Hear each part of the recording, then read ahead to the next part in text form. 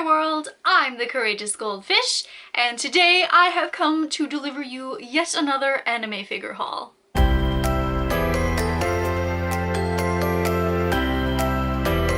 Recently, I did my very first Ami pre-owned haul, in which I mentioned that I had some figures that were coming to me for the end of summer, and then I was going to do a video talking about them all once I got them all in, and that day is today.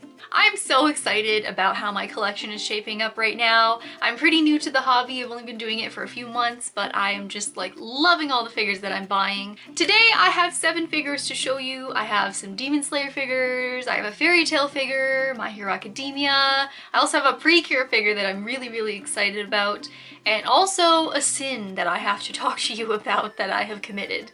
But without further ado, let's just jump right into it. In about May or so, I found out about the existence of Sega Chokonose figures. Specifically the Demon Slayer ones. Now what these are, they're figures that are designed to sit on the edge of your shelf, and they are eating onigiri. So they are just like so cute, having a good little lunchtime, you know. So I fell in love and decided that I wanted the Zenitsu. I just want the Zenitsu, we'll call it quits after that. And it was sold out everywhere. Everywhere I looked, could not find the Zenitsu Chokonose. It was like gone. Poof. And then in June, Tokyo Otaku Mode put Tanjiro back up for pre-order because he's getting re-released. And I thought to myself, you know, maybe it would be nice to have all 3 boys. I was kind of starting to think a little bit about how my collection was going to shape up. I'm like, I kind of want to have that statement moment of all 3 of them sitting on the edge. And so I pre-ordered him.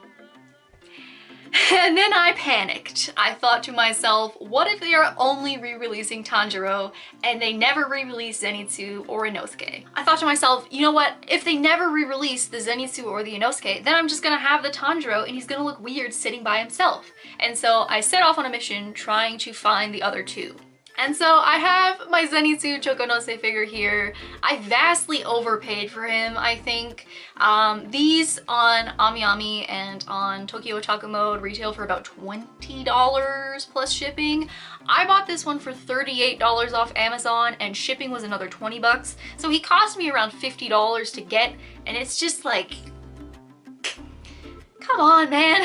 You couldn't have just waited. Literally, I got him and like 2 weeks later he was back up for re-release. I could have just been patient, but I freaked out and bought him off Amazon. So he's here now. This is the man, Zenitsu, taking a sit, having a break, eating some rice balls. He is so cute. I love his facial expression. The colors are really nice. I love the fact that he has a little Chuntaro on his head. That is so cute. One thing that I was not expecting about this figure is that Chuntaro is actually a completely separate piece. He doesn't come attached to Zenitsu's head at all. It's just a separate piece that you have to push in there. I appreciate this because I think that's going to make it a lot harder for Chuntaro to break off. If you ever dropped this figure, if the Chuntaro was attached, it probably would be the first thing to go. So pretty happy about that.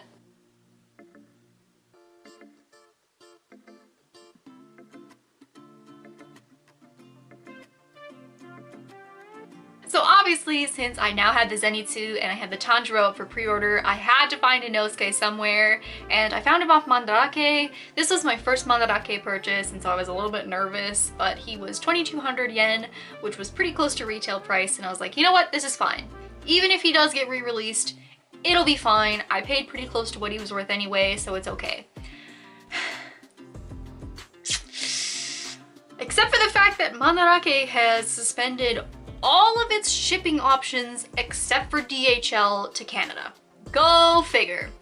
And anybody who's in the figure collecting community knows that DHL is usually by far the most expensive. It was absolutely asinine. And also, I think I've said this before in previous videos, but I try to avoid using DHL as much as possible because the one, I guess, in my city is just really crappy.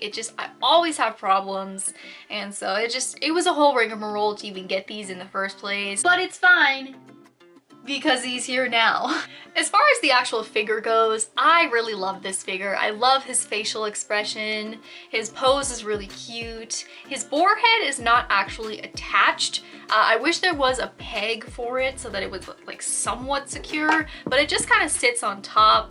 Anytime you bump this figure, the boar head falls off. So I do wish that it had some kind of secure attachment, but otherwise he's just so cute. Inosuke is my boyfriend's favorite Demon Slayer character, and he seems to think that Inosuke gets really stiffed on figures. They're generally pretty boring poses. There's hardly any of him with his mask off, and honestly I kind of agree with him. There's not another Inosuke figure out there that I would want to have, and so I'm really glad that I have this one to represent Inosuke in my collection. Okay, let's take a break from talking about Demon Slayer for a minute and talk about Fairy Tail.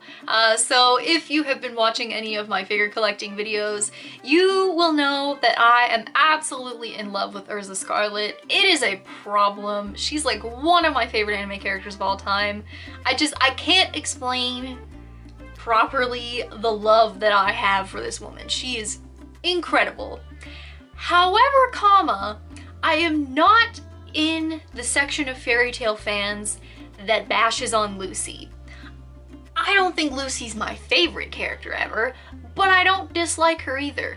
Honestly, personally, I think she's the main character of Fairy Tail, and I think it's stupid to dislike main characters of animes because that's the whole point of the show, is the arc of the main character.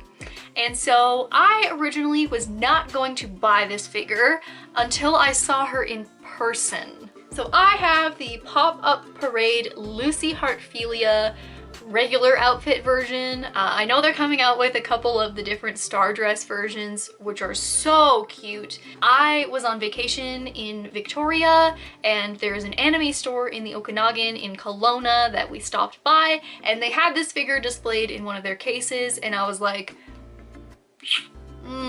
actually though, she is really cute. And so now I have her to display next to my Urza. I love the Pop-Up Parade line. I've said that so many times. The execution is awesome. The poses are great. The price is amazing.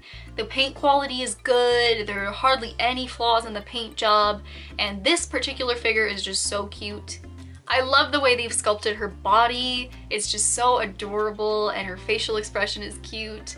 I love the sculpt on her sleeves as well. It's just so cute with little ruffles. Overall, I think this was a figure that I needed to see in person to be sold on, but I am really, really happy that I do own her, and she looks so awesome next to my Urza. This figure is actually the first one in my collection that I've broke, quote unquote. As I was putting her key on, I was trying to make sure it was securely in there, and I bent the key. I bent the key a little bit. It's not terrible, like you can't really see it, and as long as you don't jostle it around too much, it'll probably be fine, but I know it's broken, and so that's my one thing I regret about this figure, is that I broke the key when I was putting it together. Obviously, I talk about shonen anime a lot on this channel, but I do also really like the magical girl genre. One of my favorite series being Kira Kira Precure a la Mode. Precure is really hard to get into. There's so many seasons, so many characters. It takes a really long time to watch it, but I particularly loved this season. It's one of the only ones that I've seen, and Bandai came out with this line of candy toy figures about 4 years ago when the series first aired, and I found some of them on Mandarake for really cheap. The only problem with this though is that I mentioned before, they're only offering DHL to Canada right now, and I could not combine all of the figures into the same shipment because they all came from different stores, and so I'd have to pay shipping separately for all of them, and it was just ridiculous. And so I only bought Cure Whip this time. She was 800 yen off of Mandarake. She came from the Akihabara complex. I had to pay $14.60 shipping, so I paid more for shipping than I did for the actual figure, which is dumb, but I just wanted her. I love her so much. She's my favorite of the Cures from this season, and so I just really wanted to have her in my collection. This figure is just so adorable. Her sculpt is so cute. Her facial expression's awesome. Her paint job is immaculate. There are actually 2 cure whips that came with this collection because they released the cures in 2 different sets. So there's one with both eyes open and one that has a winky face. I prefer to have this one, honestly, and so I'm very pleased with having this in my collection. She looks really, really cute next to my Sweets Pact and my Cure White Q Posket. She is pretty short though. You have to expect that with a candy toy figure, but I was not expecting her to be as short as she is. For 800 yen, I'm really not fussed about it. She's just so adorable.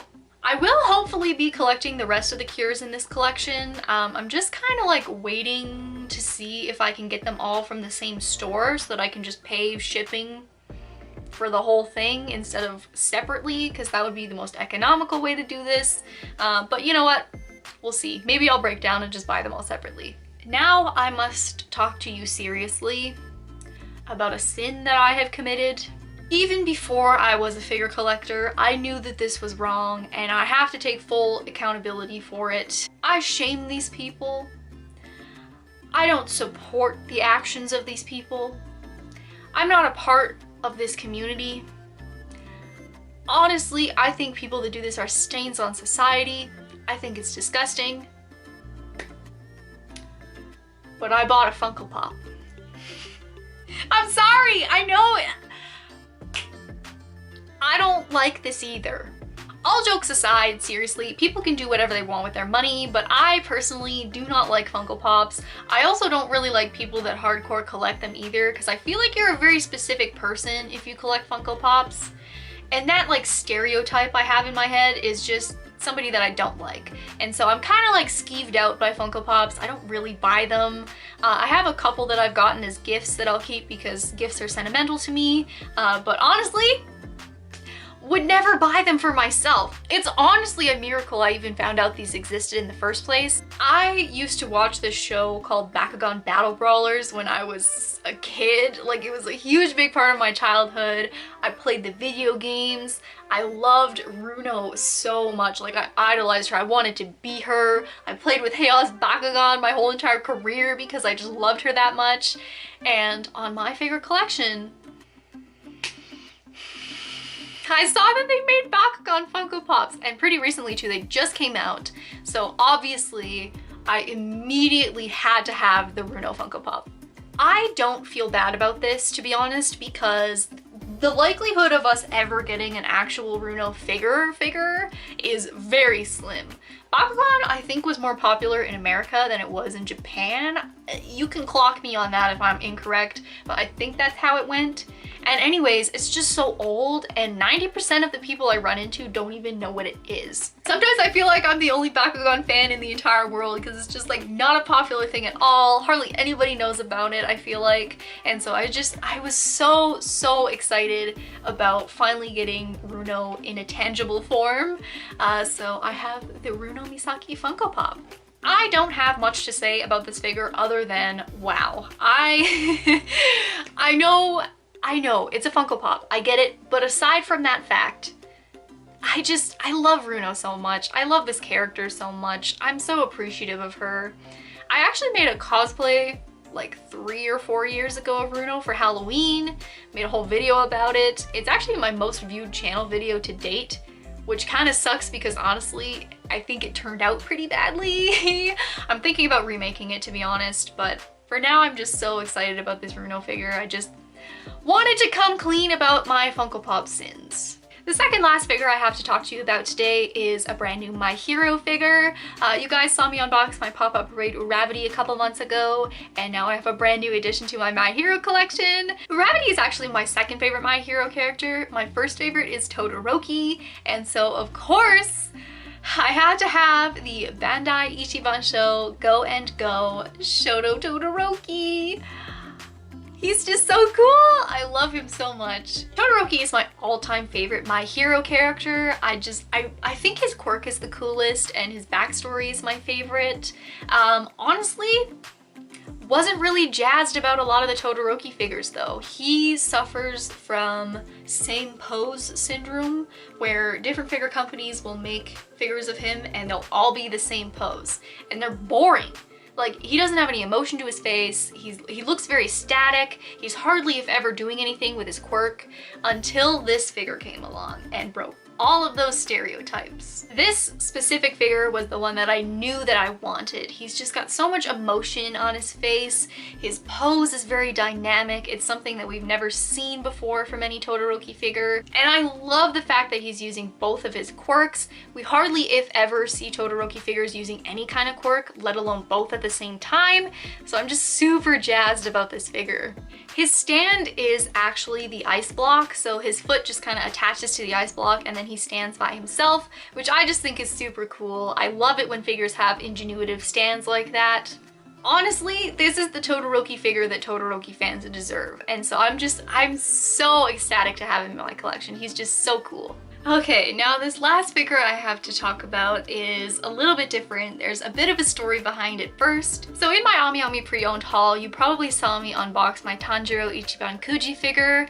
I said at the time that I loved him. I was trying to be optimistic about it, but honestly, at the end of the day, I was really disappointed in the figure. I didn't love him that much. I thought his face was really weird. I thought his pose was kind of awkward, and seeing him displayed next to my Nezuko and my Zenitsu that were just so perfect, I was like, this just throws it off. I don't like this figure. And so I actually had seen a Tanjiro figure at Toys R Us that I had almost considered buying before I even started figure collecting, and so I thought to myself, I wonder if I could still get that Tanjiro figure. Luckily, he was still in stock at Toys R Us, and so I was able to pick him up. I do like him so much better than my other one. Obviously, I said earlier, I have the Chokonose figure on pre-order, and so I didn't want to have 3 Tanjiros in my collection, and so I am trying to sell the other Ichiban Kuji one. He's not my favorite figure in my collection because honestly, my other Demon Slayer figures are just so perfect. I'm not sure anything could top it, but he looks so much better than the other one did. It just flows so much better when they're displayed together, and so I'm really happy that I chose to take this route instead. No hate to you if you like the other one better. I really wasn't happy with it, and so I thought to myself, you know what? Why am I going to keep this in my collection if it's not serving me the purpose that I want? I am actively trying to sell my other one right now to see if I can make any kind of money back on it whatsoever, so we'll see how that goes for me. But yes, I have a brand new Tanjiro figure, and so if you ever see him in videos and you're wondering what happened to the other one, that's what happened. But yeah, that is my summer 2021 figure haul. I am so excited about the ones that I bought. I know that I say that every time I post a figure video, but I'm just really enjoying doing this hobby right now. I actually ordered my very first scale the other day, which is really scary for me because generally I like to collect the prize figures, but I've just been so in love with this scale for years and years. Just knew I really wanted her in my collection, and so I'm going to do a video on her when she comes in from Solaris. So if you want to stick around for that, there is a subscribe button down below. Aside from that though, that is all I have to talk to you about in today's video. If you liked it, please hit the like button. As I said before, there is a subscribe button down below if you happen to like me or if you want to see me unbox that scale figure when it comes. In any case, thank you so much for watching, and I will see you on the flip side.